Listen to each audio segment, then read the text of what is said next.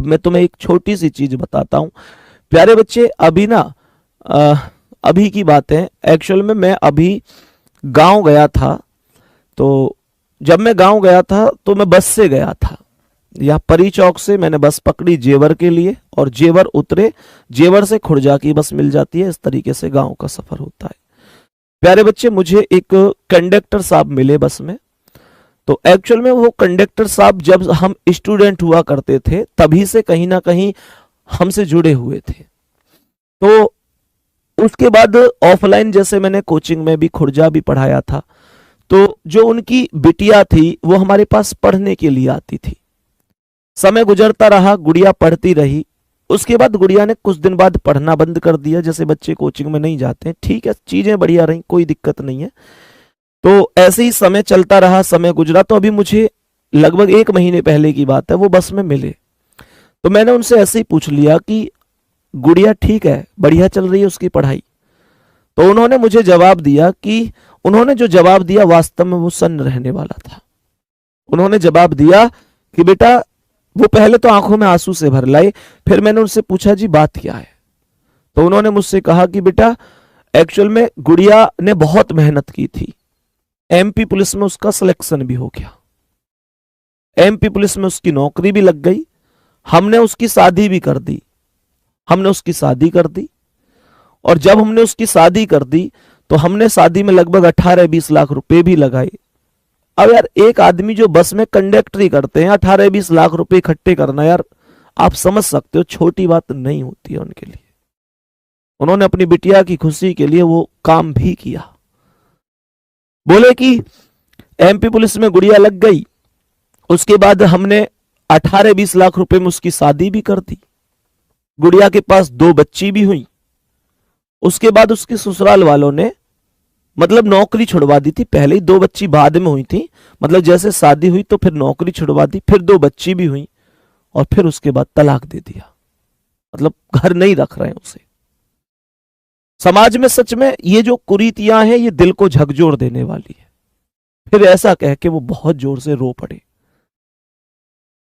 बोले कि अब मैं कहां जाऊं, 2 बच्चियां भी हैं, उस बेटी का भी अब कहीं ना कहीं अब समाज में मैं कहां स्थापित करूं उसे, किस तरीके से समाज में रखूं।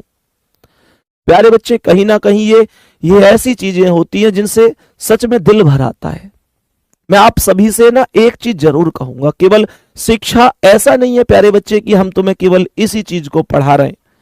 मैं तुमसे एक चीज जरूर कहूंगा कि प्यारे गुड्डा, आप इस बात को विशेष रूप से ध्यान रखना, जब आप सिलेक्शन भी ले लो ना, तो तुम कभी किसी बच्ची के साथ ऐसा मत करना।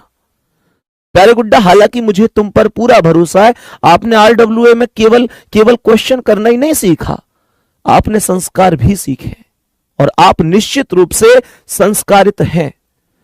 प्यारे बच्चे, इस बात का विशेष ध्यान रखना, सब लोग कहीं ना कहीं बेटी वाले ही हैं।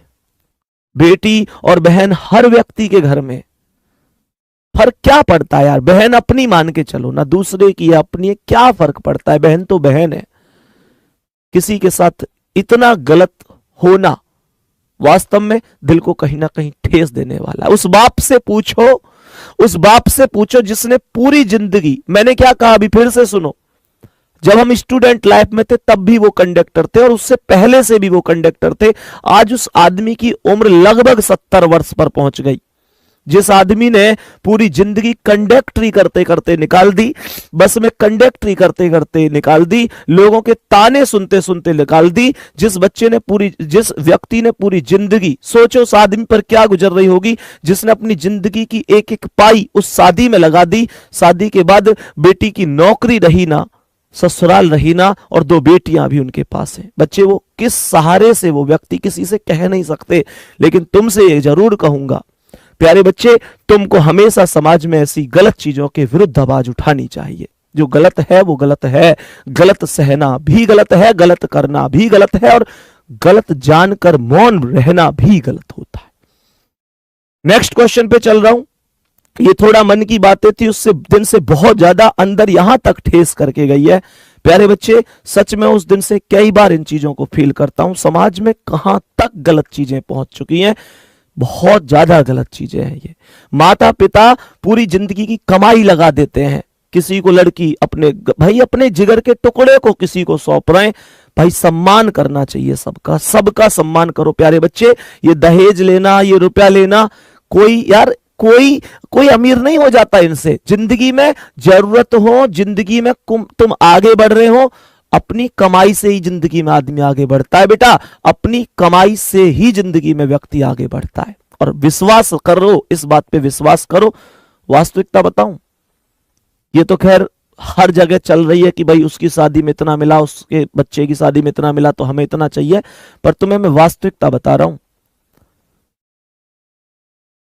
जब तुम पहले ही दहेज ले लोगे ना बहुत ज्यादा, तो तुम्हें उस घर में सम्मान नहीं मिलेगा, ससुराल में सम्मान नहीं मिलेगा।